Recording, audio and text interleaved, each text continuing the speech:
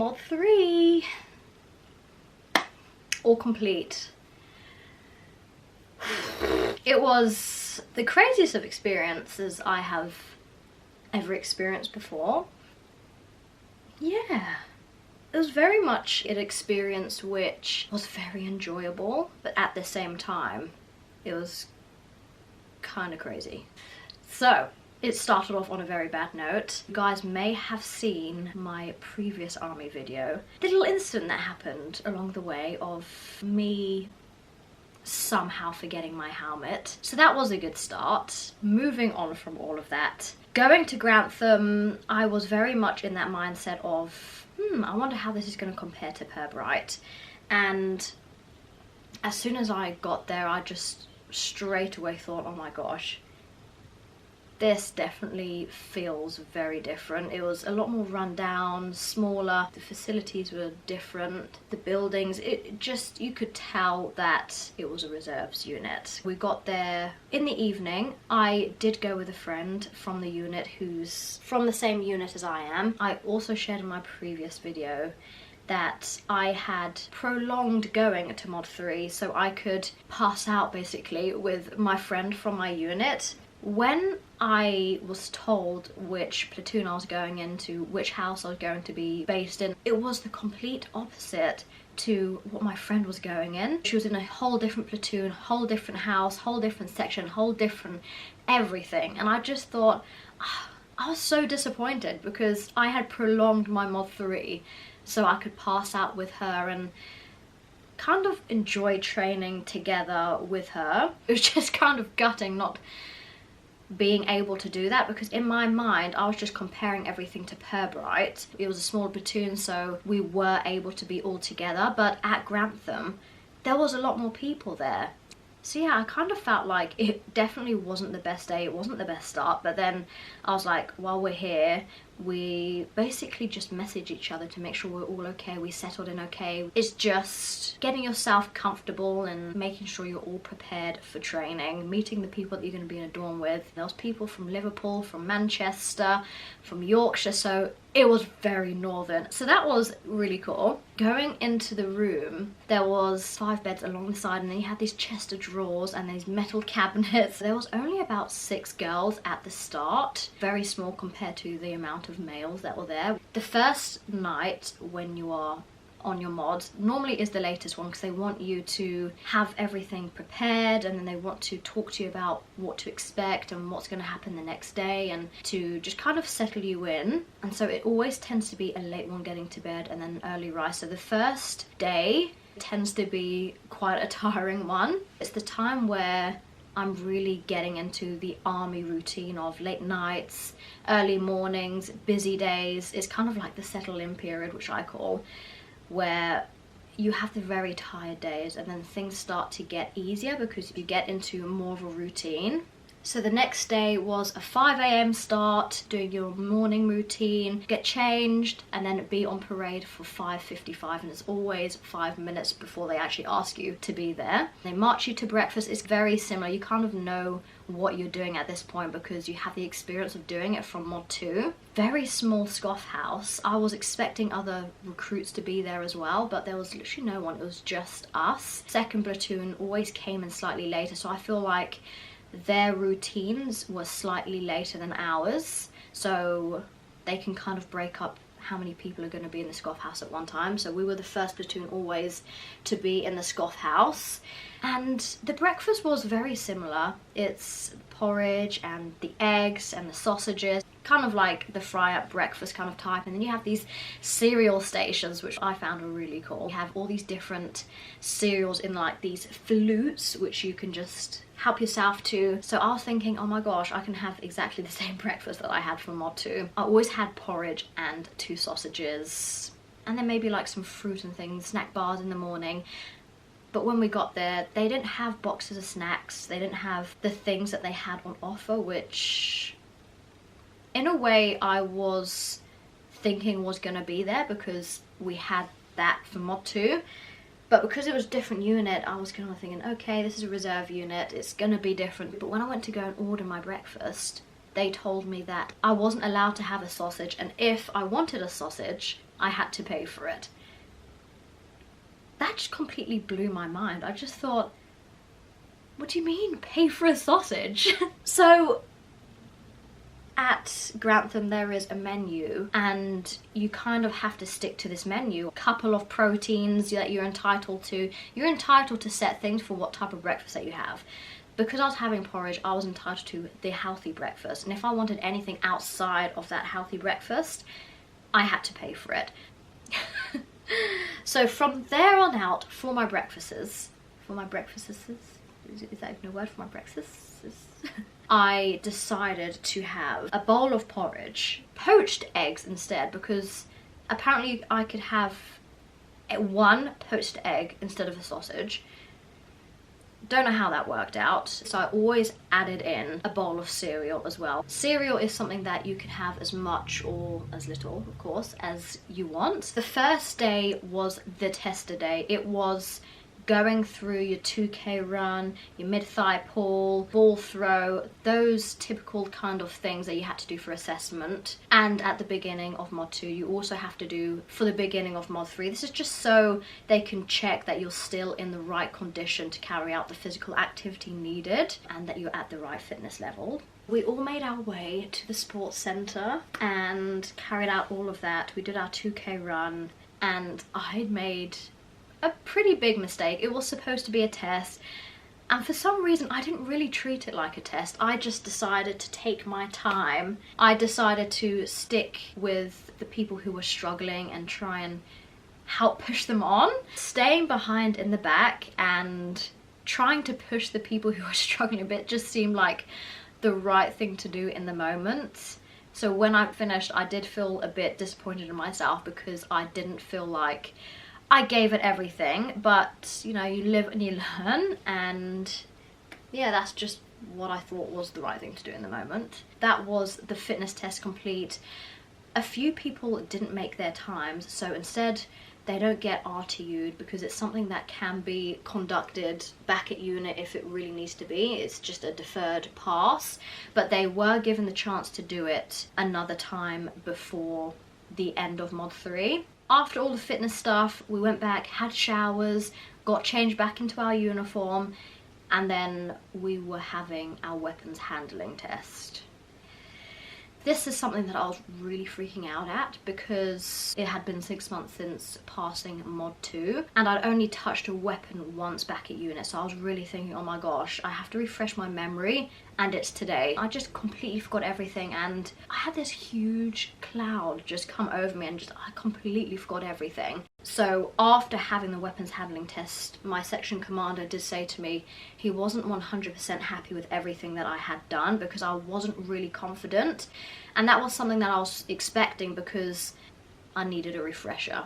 Luckily everyone from my section had passed. I went back in with another female as well because she was struggling a little bit with it all, and he just went over and over. For about an hour he went through and through and through everything until he was happy that we were able to do everything on our own safely, and so he felt happy for us to go on the ranges. But when we went back to our dorms, we just saw one of the females looking pretty sad, just like, you know, what's going on? She was being RTU'd because she didn't pass her weapons handling test.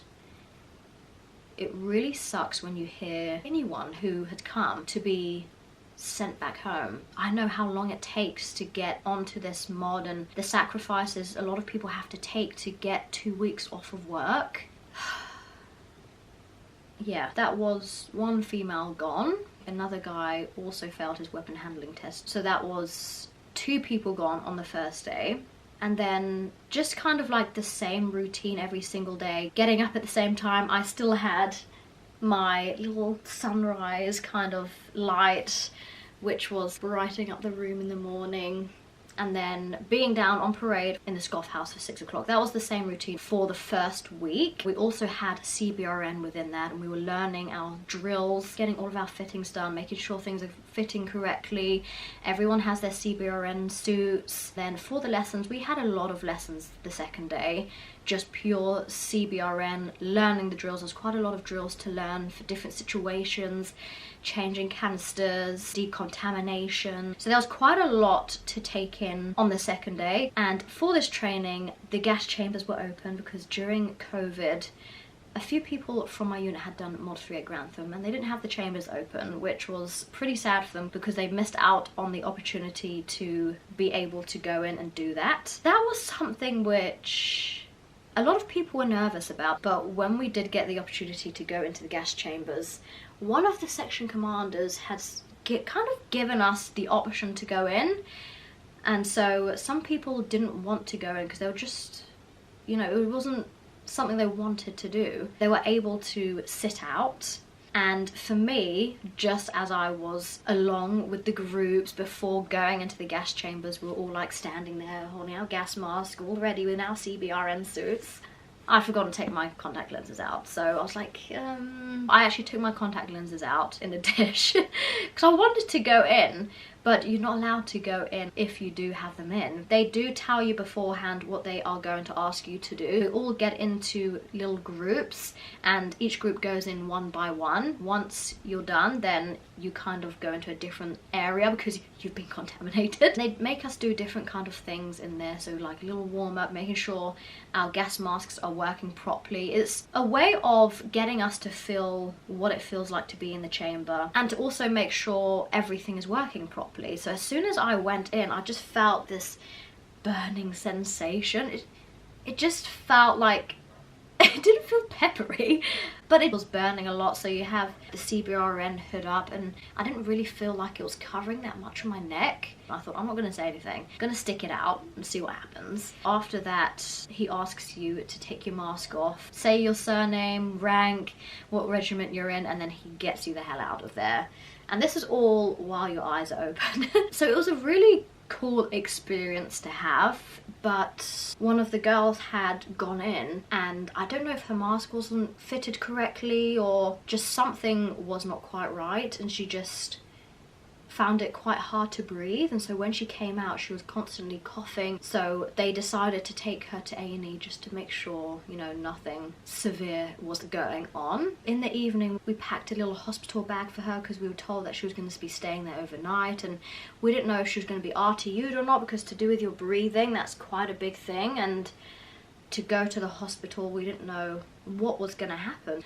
Thankfully that evening, late evening, she walked through the door and she seemed to be a lot better, which was a huge relief. So the days following on from that, we had to do a number of other fitness tests, which consisted of a 4 kilometer, 20 kg march, kind of, I wouldn't even call it a march, walk, and then a 2 kilometer, 15 kg, whatever you wanted it to be, but it had to be within the certain times. This was like a day of going through everything that we needed to do in order to achieve the times needed for our regiment. This was the only practice that we were really going to be able to get before the actual test day. So this was the test day, and then we had to do another day of doing exactly the same thing, but your all best effort. The night before we had to make sure all of our Bergens and everything was packed correctly, and in the Bergen also including your day sack, which was the 5 kg. So once you have completed the 4 kilometers, then you can take out the 5 kg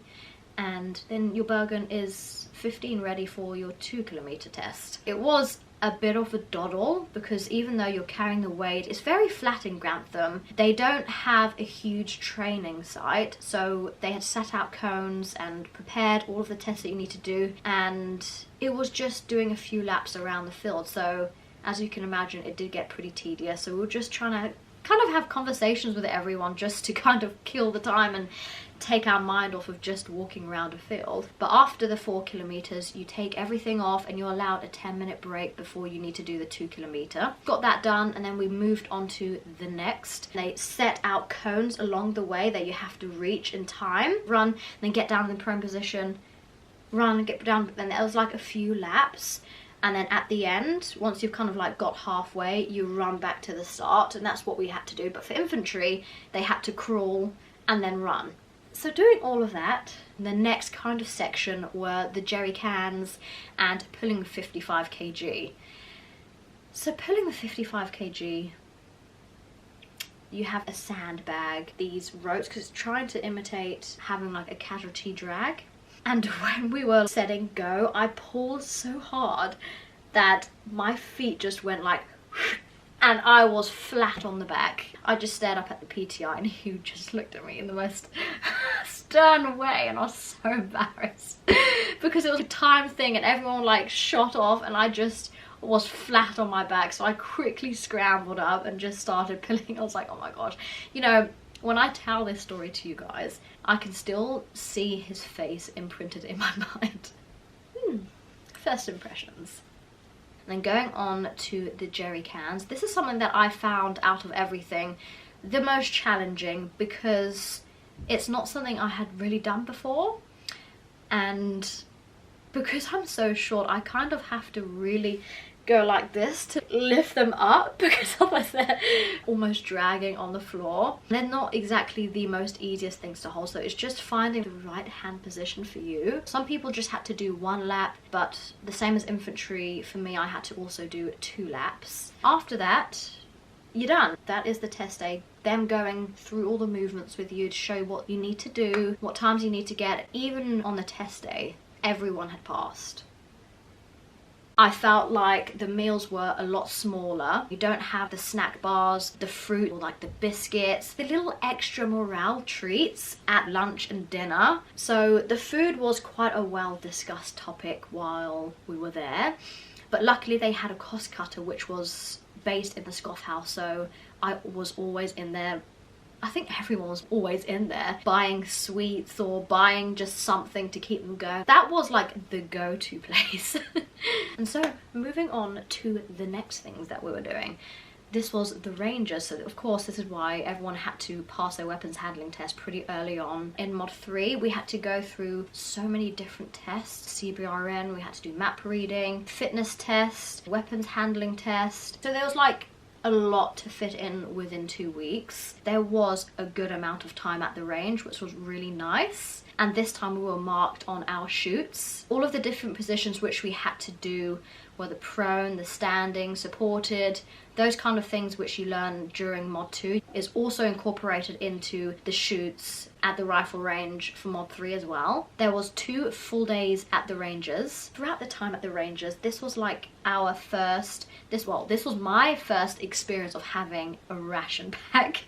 This was something I had been looking forward to for a long time. They had improved the ration packs, and when they were given out, they had all sorts of different things on the menu, which was really exciting. It was like, ooh, why is this so exciting? Just having different meals. I think it was called spicy beef. Section Commander actually chose it for me because it's his favourite ration pack. I have to say, it was really nice. Also, for our shooting experience, we went into, it felt like a laser quest kind of thing. It was all virtual and they bring up different shoots at different distances and you need to pick up what felt like an exact rifle, and it's all digital, which was a really cool experience. I was right on the end in a corner and I had to like always turn myself. I didn't feel comfortable in the shoot, and so I wasn't getting the best of scores. They were like getting darts here and here. Complete shamble, absolute mess. Coming out of that, I just felt really disappointed because it was something that I was hoping to do somewhat well on. Getting pretty poor scores and then having the test the next day, it wasn't exactly the greatest of feelings. It just put in my mind, oh my gosh, am I really gonna do well at this test? I just told myself, you know, it's test day tomorrow, give it your best, that's all you can do.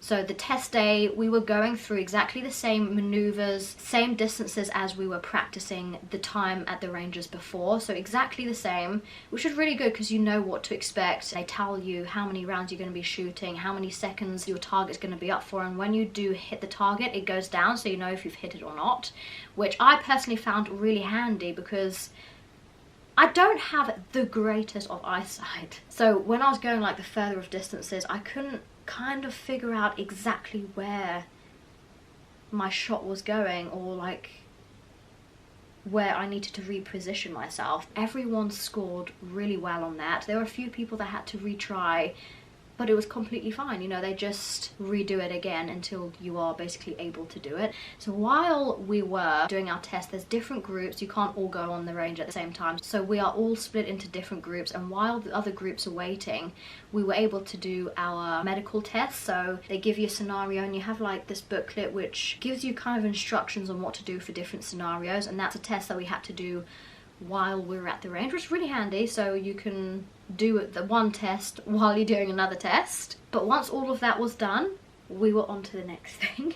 Within the first week, we also had a really cool lesson actually on vehicle checks and just playing out different exercises of someone coming up in a vehicle, they're looking a bit suspicious, you know, you're working as a team to talk to them and communicate, seeing what's going on, checking the vehicle for anything suspicious. We went through all of that, and that was really cool. And that's something that we had to have a paper test for. Throughout the first week, we were having a lot of lessons. We had so many different things going on that it was just like, okay, one test is done, okay, we're on to the next thing, and then we're on to the next thing. So it was just like, oh, it was a lot going on within the first week. But then thankfully I also felt like they gave us a good amount of time to eat our scoff and have a good amount of time to just relax and wind down for the evening, and doing revision, getting our stuff ready for the next day, doing the ironing, all of that fun stuff. Going towards more of the end of the week, we had our RFT test. We had a marker to set the pace, and just knowing that as long as you're in front of that PTI, you're going to get the time that you need. After the 4K, we took our bergens off, our weapons off, relaxed for the 10 minutes, and then the 2K was all out or best effort. And I thought, okay, what's the best way to approach this? So what we did for the test day, we did a bit of a quick march, a little shuffle, and then you'd go back to like the fast pacing. But for me, what I found the most difficult was the fast walk, because I have such short legs. I was like, and my calves were fried at the end of it because it was just quick marching. And I actually found shuffling just put less stress on my muscles and just my joints. It was really good because from that test today, I could actually take from it the approach that I was going to use for the next 2K actual test. So I decided to do a little shuffle run pretty much all the way. It just completely depends on what works for you. Some people found it easier to do more of a quicker march and do shuffles in between. After that test was done, we were all in that mindset of like, we've had so many tests. It was just a tick, one test done. Going on to the next. The next big thing that we were going to go through was bayonet training. So even though we thought, okay, now the big fitness day is like done and dusted, it was bayonet training. Yeah. That evening before bayonet training, they just changed a lot. Gradually. Kind of. One of the girls had a friend who had been to Grantham and done this before. She was kind of warning us the night before, they may gear you up a bit, start to get you prepared for that bayonet training. That's what they did, just a lot of shouting and keeping us up a lot later. And so I thought, right, okay, here we go. Here we go. We've got this.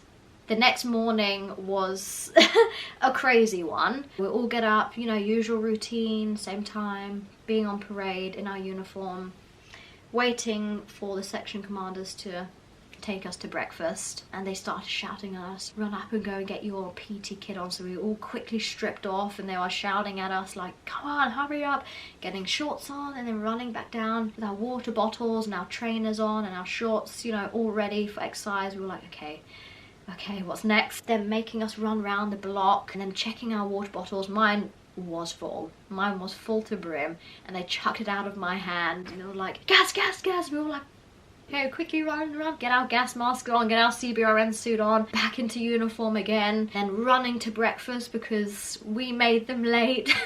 And then literally, I knew that they were going to make us hurry up in the breakfast hall. I thought they were going to shout at us like, get up, you've got 2 minutes to have breakfast. Luckily they didn't, but I got a bowl of porridge, my bowl of bran flakes, my coffee, my 1 egg, my 1 poached egg. I scoffed that down like anything and made sure I was on parade before they even had the chance to say anything. And then when we were all on parade, they made us run to go and get our weapons. And my gosh, that was the biggest mistake ever, having that amount of food, just running. Everyone was holding their stomachs like, oh, I've just eaten. Getting our rifles out and getting onto the field. There was just a lot of shouting, a lot of, come on, hurry up, you've got 5 minutes, you know, all of that. In a way, we all knew this was coming, so we had kind of prepared ourselves mentally for this, but it doesn't necessarily mean it doesn't get to people, and people don't get frustrated, making us run everywhere and all of that. But this was coming on to bayonet training now. Guys, I feel like I've been talking to you for a good amount of time. The sun's like moved directions. So, yeah. Anyway, bayonet training. When we all went onto the field, they had laid everything out, and there was these, I think it was kind of like a straw, made out of straw kind of figures, different section for different things, and there was like a heaven, a sign of a hell. They made us run to heaven, and then running to hell, you had to run around all of the cones, then run up the field, and every time they said grenade, we all had to get on the floor, dive to the floor more like, and then scramble like this. And I think that was the most killer thing, because it's not something I've done a particular lot of. Yeah, it was a lot of running. I think it was the most intense training throughout the whole time, just the whole thing of getting yourself in that mindset, and it was just a whole different environment, something which people weren't used to. People did find it overwhelming, so some people weren't able to take part, because I think if you're in a bit of a state, then you can't really be having a bayonet. I think it was an eye-opener for a lot of people getting into that place. I feel like I'm a type of person who is able to kind of switch pretty easily from being in one mindset to another. So going from being quite chilled out and calm to just kind of zoning out and getting in that zone. I feel like I can do that quite easily, but for other people it wasn't as easy for them. And so towards the end of it, it did last quite a while actually, running to and from, doing the exercising and being in that kind of stressful but controlled stressful environment. A few people did actually go to A&E for injuries. About 3 or 4 people got RTU'd from injuries, which seemed like quite a big shock, because we had already lost a number of people, and to lose that amount of people in such a short amount of time. After they got sent to the A&E, we were winding down in the wind down phase. The section commanders just completely changed. They were back to their more calm self, and it was time to wind down, relax, because you need to be able to control that type of feeling. And these guys, and maybe even the girls, I didn't see the girls, but they were really emotional from it, because they were just so like overwhelmed with everything. But that was an experience. After bayonet training, it was nice because they were all back to their normal selves. It was more relaxed. They were definitely a little bit more relaxed because we had been in quite a stressful environment. We were getting everything ready for being out in the field, getting given our ration packs, our 24 ration packs this time. I must say, I dove straight into it. As soon as I was given it, I was like, ooh, cake! There were cookies, there was peanut butter, oh my gosh. It was my favourite thing in the whole entire world. I was literally drinking it. Peanut butter out of a sachet. So good. And then given like these marmalade little things. One of the guys from my section was absolutely obsessed with this marmalade thing, so I just gave him all of my marmalades. There was so much good stuff in the ration packs. For breakfast you get porridge, or you get muesli, all day breakfast, which were like sausage and beans and a bit of egg. We were living off of those throughout the whole time in the field. All of us made sure we were completely stacked on sweets. My gosh, guys. The amount of sweeties. The amount of chocolates. Oh my goodness. The amount of protein bars. Ah! This was a time where we all treated ourselves. I bought 5 bags of sweeties. I bought Haribo's, the Tan Fastics. I bought Minstrels. I bought Maltesers. I bought, I think, 3 or 4 protein bars. I bought Crunchies. I bought 12s. And I just put it into the huge bag. So I had like this humongous bag of pick and mix, which was the best thing in the whole entire world. So in the field, we got back on the coach that we took to go to the rifle range. It was in the same location. It's absolutely huge, just full of fields. As soon as we got there, we were put into 2 pairs. Everyone was placed in 2s into like this ditch, which I called a little nest in the end. And for some reason, the 2 smallest people throughout the whole platoon was placed in one of the largest ditches, which, you know, I'm not complaining about. We set up camp for the night, and because of the layout we were in, I was on the line which was section 2, I was in section 3. So I was included in the section 2's stag list. Everything that they were doing, I was involved with. So it kind of felt like throughout my time in the field, I was very much in section 2 and section 3. When I got my timings for stag, I somehow ended up being on twice. So I was on for the first shift and the last shift as well, which was a bit of a blow. Staying up for stag, you have night vision goggles and you need to write down everything that you can see and things to look out for. We had this white piece of paper because you can see white better in the dark, and honestly you couldn't see a single thing because it was just complete pitch black and you're not allowed any lights. And we were just put in this position where we were constantly looking at this gate and looking over the fence to make sure, see if anyone was coming. So my cami battery died. I really need to get another one. I've also turned on the lights so you guys can actually see me.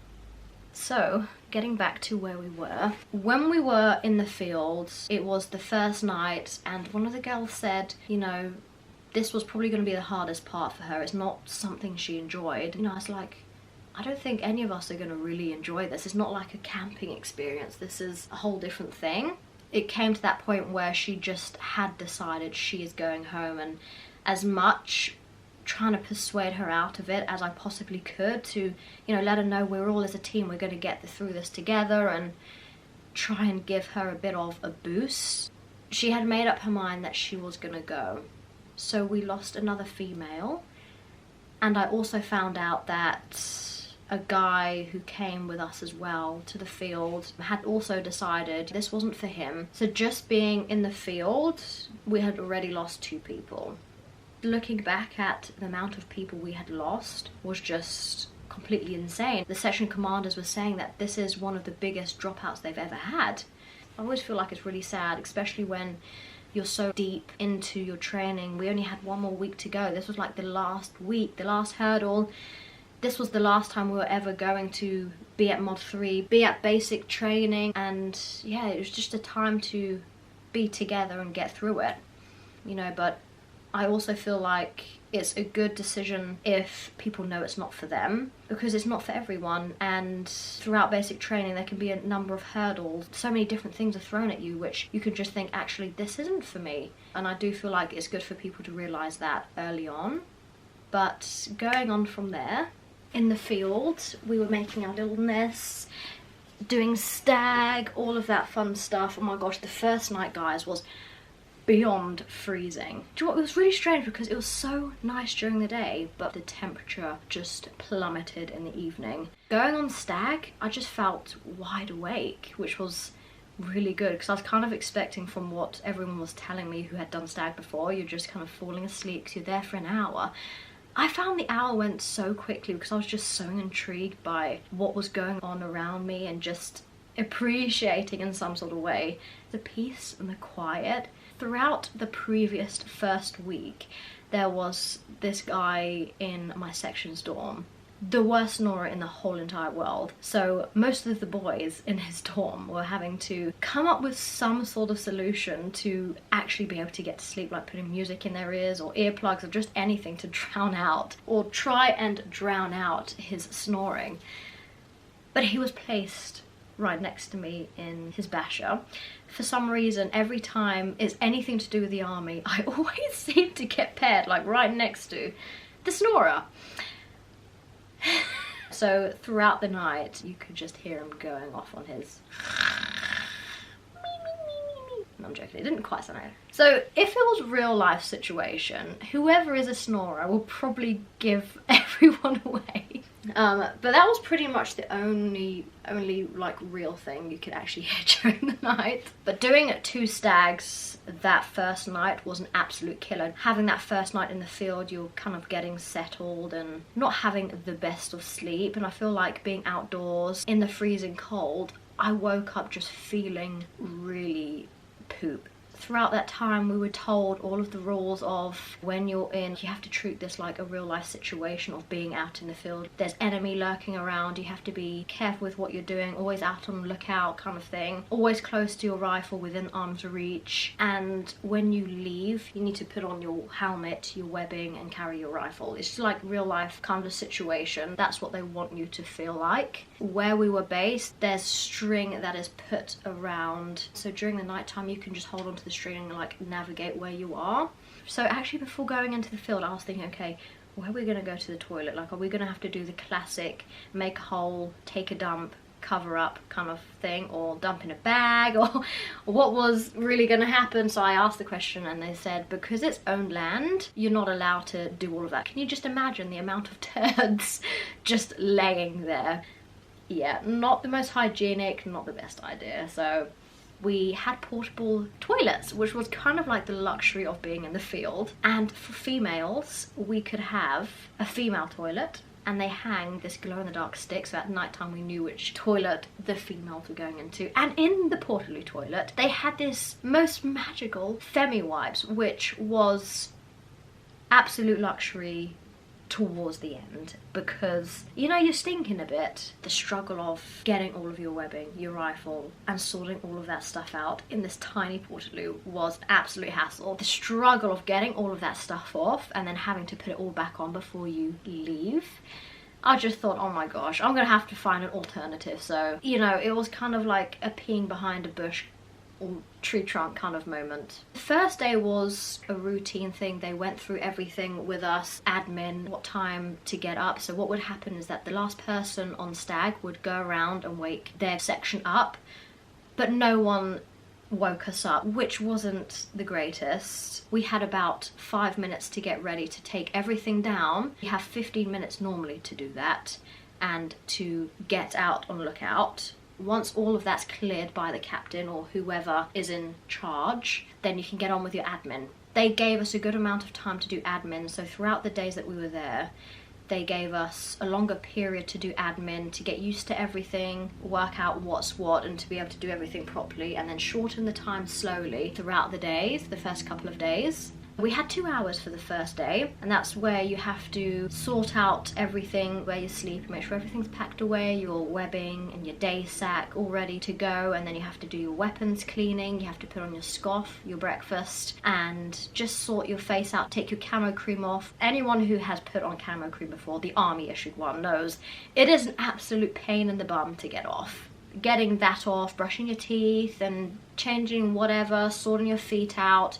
And what's kind of crazy, even though 2 hours sounds like such a huge amount of time, it just went so fast. What I tended to do was one person would put scoff on while other ones started their weapon cleaning, and then we kind of like work together to put our bashers down and then fill up water bottles, sort out rubbish before having all of the checks done. What I found with working in the field, working effectively as a team is the most important thing to make everyone's life easier and to get things done. So that was the first admin day. What we were given for going in the field with, we had blank rounds. We were also filling up our magazines, always carrying 4 magazines with us. We learnt about lots of tactical movements while we were in the field and learning casualty drills, all sorts of different maneuvers, patrolling. And then in the evening we would have like the scenario of the enemies approaching and different drills that we would have to perform. The first day was a lot of lessons just sitting down in the field, which I found quite challenging because I think I had about 3 hours sleep that night, and it was thankfully really nice weather, but because we were in the sun all day, just having this heat just beaming on you and you're tired and you're sitting down,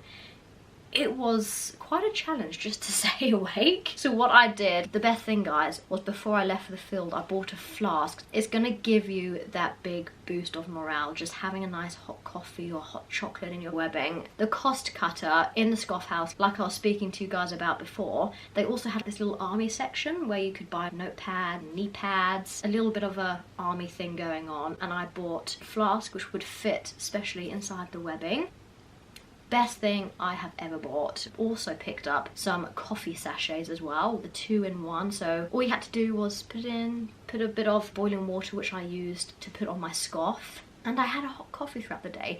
And what I did was every single day I had my drink. This is all in the webbing. And I also put a little crunchy bar or a little twirl in there as well. So I'd have my coffee and have my chocolate as my morale. And I was handing out lots of sweets and everything. So I was starting to become the snack person. Constantly eating. So I just felt like just eating chocolates and just complete rubbish was a huge boost. So on the second night, exactly the same kind of routine for your admin and everything, but this time we would have an in the field test and we would have less time of an hour and a half to do everything, which still sounds like a good amount of time, but they reduce it because you've had the practice of the morning before. Everything had to be super clean and they went round checking all of the different parts and making sure you had taken your camo cream off, you were all ready for the day. And throughout that day, more in the field lessons, learning different tactical movements. That was really exciting. So for one of the nights we did one of those practice crawling up to enemies and try and gather information. We would try and creep together through the bush and we would put all sorts of twigs in our hair to try and camouflage. That was really fun. Throughout the time in the field you were learning all sorts of different things. You're firing blank rounds. They had different people there being enemy. You would do like fire maneuvers as a group and it was so enjoyable learning all of these different things. And being in the field is also a control environment, but it's more open and you're not on a range. And that's kind of like the only experience I've really had in shooting is just being in the range and pointing at a target. But this time it wasn't as pointing as a target, but it's more going through the movements and making sure you're doing everything correctly. So it just felt a lot more real. For the third day we had less time to do admin, but this time we had the captain who was the leader at that time. Every day they like you to also put out your ration pack for the morning so they know that you have eaten, making sure you have a full water bottle. All of that is the same admin every day. We had a scenario of map reading. So this day we had a map reading test which we performed as a group. It was completely pouring down with rain that day. We were given different locations that we had to get to, and when we were at the location they would have this CBRN question or a question on there. I think they give us about two hours to do this in. And so when we were back at the base, we said to the captain all of our answers. It was just really cool because even though we were in like the same kind of location, we were all working together as a team, and a lot of the time we were trying to shuffle and run with all our stuff because we were also carrying our rifles with us as well, and we were trying to think of shortcuts to get to this point. So we decided to at times split our group, and part of the group would go there and part of the group there, and we would kind of join back and then run to the next one. That was really fun. Throughout the time in the field, we also had a fire maneuver test where we would have to perform drills correctly and effectively as a group. We also, the day of the fire drills test and fire maneuver test, had a day which was where we'd be having our photos taken. It was kind of like one of those down, damp, miserable days. It was getting towards the end, so we were seeing the light at the end of the tunnel. It was only a few days to go and we're all feeling it. We all just felt like poop. Yeah, we all needed a shower, we all stank, and my stomach was in absolute pieces from having the ration pack and the amount of bags of sweeties I was having. Oh my goodness. But we were having our photos taken. I knew this was going to be like a monumental moment of all of us being together, having photos with our section and our section commander and as a whole platoon and individual ones as well, even though this was, it's kind of annoying in a way because this is like the days where you look the worst because you've just been in the field, you're tired. This is the day that they decide to have the photos. A good old memory of the times where we felt like poop being in the field. I definitely feel like everyone's morals had dropped quite a bit. So I decided to get out the big bag of sweeties I'd been hiding for this moment because I knew it was coming. I whacked out that big bag, shared it out with everyone, you know, and I had an amazing guy staying next to me, and you know, I just tried to start singing. I started singing, I think it was like Somewhere Over the Rainbow to him. It's just about having that boost, guys, and you know, when your team is feeling down, keeping everyone as high as possible. I think the sweeties work though. Maybe not my singing. We only had a few days left. I could actually feel a shower. I felt the shower, and we were just like, oh my gosh, shower would be so good right now. Oh my gosh, my own bed. And I was thinking, oh, do you know what? That food, which wasn't the best in the scoff house, I'm just dreaming about that right now. I'm just dreaming about it. Bowl of porridge. One poached egg. So as I was coming up to the last night, all of us were thinking, okay, so nothing's really happened on stag. Some people heard rustling and bustling. When you're on stag, I'm always thinking, oh my gosh, we're gonna get ambushed, we're gonna get ambushed. Your brain starts to think like things that are there, but they're actually not. It starts playing tricks on you in the dark. It's just honestly crazy. But on your stag, you're also with someone else as well, so it's quite nice to keep each other a bit sane. We knew that something was coming and we were preparing for it. What I felt like had really given it away is because we had such a busy day doing things, being out in the field, practicing our maneuvers. After all of that, they were kind of, you know, looking at the time, we need to go to bed now. I was like, I feel it in my belly. There's something going on. There's something going on. That night, we had our stag list again, but also our section had seen on a board somewhere that there's no firing allowed between a certain period. So we knew it was either going to be quite early during the night or later on in the morning. So we kind of knew what times it could happen. So everyone went to bed, people went on their stags. I actually kept my boots on for that night because it's an absolute hassle putting boots on when you're in a ambush or just in any type of situation where you have to get up and get ready quickly. I half slept in my sleeping bag. So I had my roll mat out, I had half of my sleeping bag out and half of the other part of the sleeping bag in the Bergen. So what I could do is just kick the sleeping bag off my feet and just shove it into the Bergen, and then quickly roll up my roll mat, and then I'm out, you know, basher and all of that. One of the females who was in the basher with me, she was first on stag. So I went to sleep, may as well get as much rest as possible. Fell asleep, and literally felt like 2 seconds later, she was hovering over me. I was like, oh my gosh, what's going on? She was like, we're getting ambushed. And there's all these shooting going on and everyone's shouting. It's just a complete like of everyone going on one. So I just shoved my sleeping bag into my Bergen and just got my rifle out and started firing at the enemy because there was this little light in the distance and it was just dark. These type of grenades that were getting thrown at us.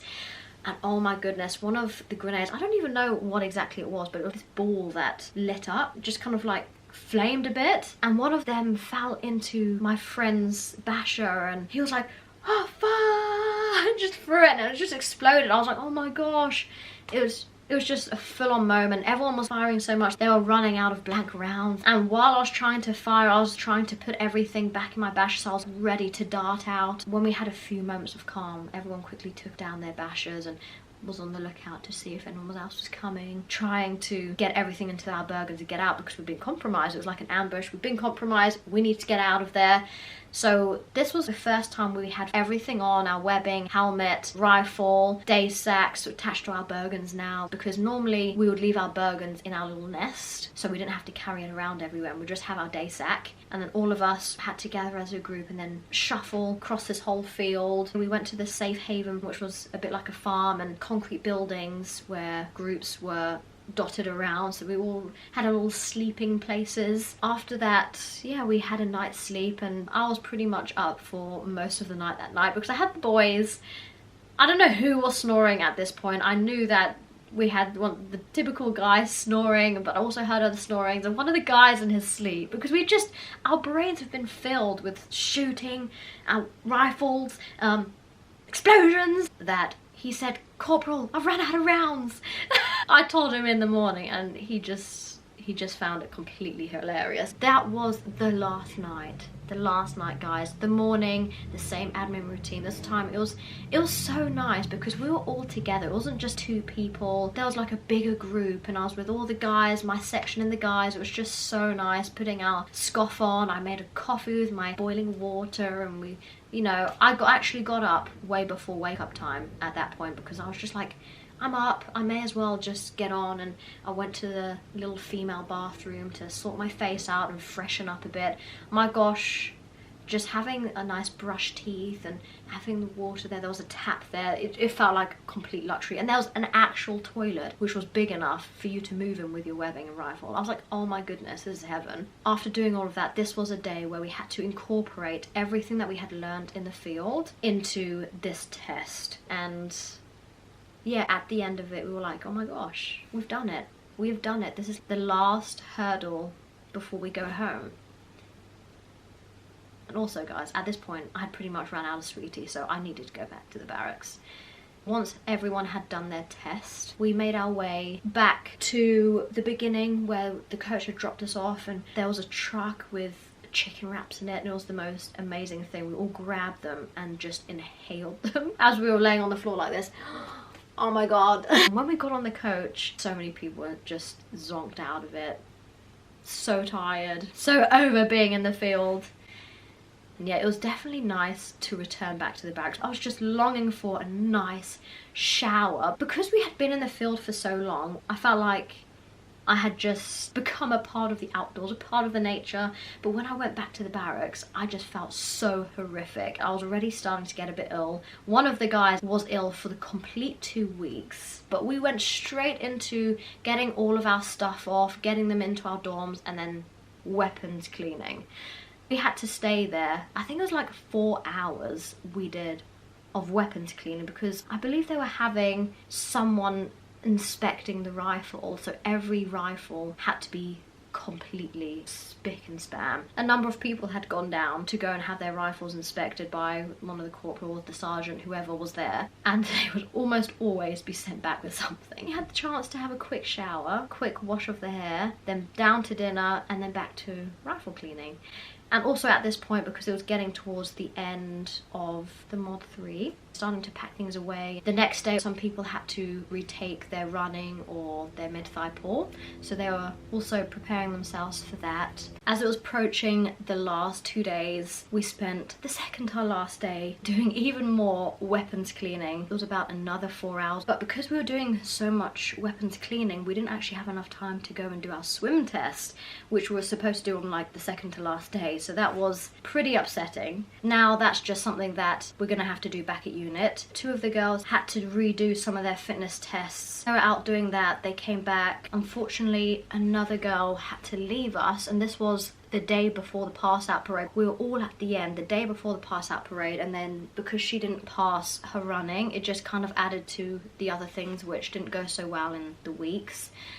And she got sent home second to last day, so completely devastating. Also, another guy got sent home because he also was in the same position as she was and hadn't completed something, so another female had to go, and also another guy. In total, we lost 12 people throughout the 2 weeks. It was the most people that I've ever lost in a platoon before.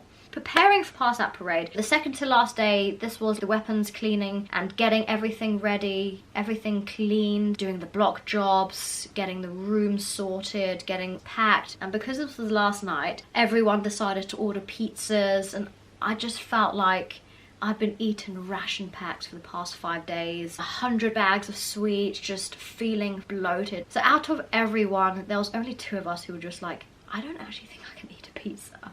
We decided to go to the scoff house. So there was only 2 people out of the whole 2 platoons who went to the scoff house. Of course it was me. And honestly, I had the best dinner. So we had like pork, I think it was pork, this really nice applesauce and potatoes, and this really nice cake dessert. It was honestly the best dinner that I'd had throughout that time. Did a last minute shop in Costco, getting more protein bars, getting a Diet Coke, just having a chilled evening and getting our kits ironed for parade. We also had about 1 hour before dinner of drill just to go through the motions, just placing everyone in the correct order so we all know where we're going to be standing on the day. And so when the last night came, it was just like, oh my gosh guys, we've done it, we've made it.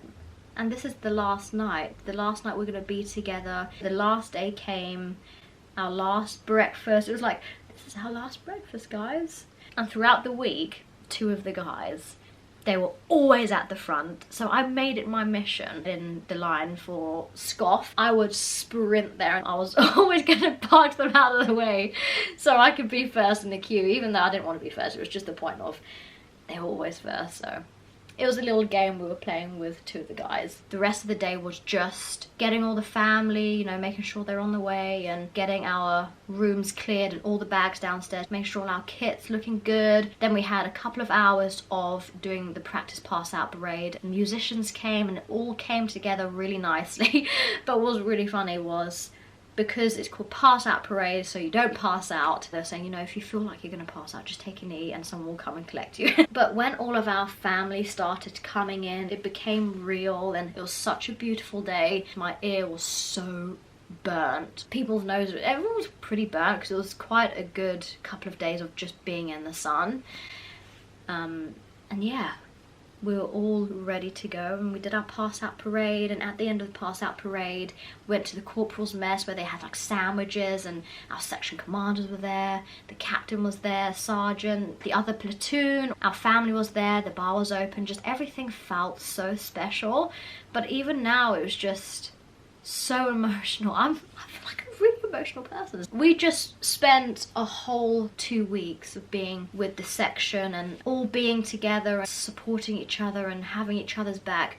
I honestly couldn't have asked for a better section. We all got on so well. It was the best experience I have ever had, and everyone was so amazing. We all wanted the best for each other, and that's why we worked so effectively as a team.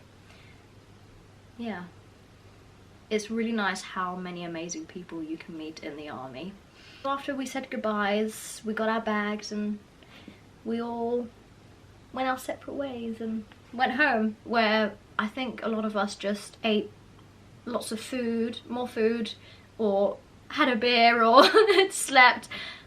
I slept the whole way home, the whole way. So, oh my gosh, so much happened. It was definitely a mental challenge in the way that you're very sleep deprived, and it's a challenging environment a lot of the times because, again, like all of the reserves training, they're trying to cram in so much into such a shorter space of time that it's very full on days. But we keep each other going and we work as a team. So if you are going to Mod 3 or you're at the start of your training or anything like that, this is reserve training, it's only a couple of weeks. It's not going to last forever, and just enjoy every minute of it because you're never going to be able to do this again. And that's definitely something that I really try to do and feel like I did. No matter how cold, how wet, you know, how tiring it was at times, and just enjoying every minute. But this is my experience at Grantham. Waiting at this moment for all of my photos to arrive. I ordered every single one of the section, of the platoon and the individual one, because I looked ugly as hell, and yeah, it's a good memory of being in the field. I hope you guys enjoyed, and I'll see you soon.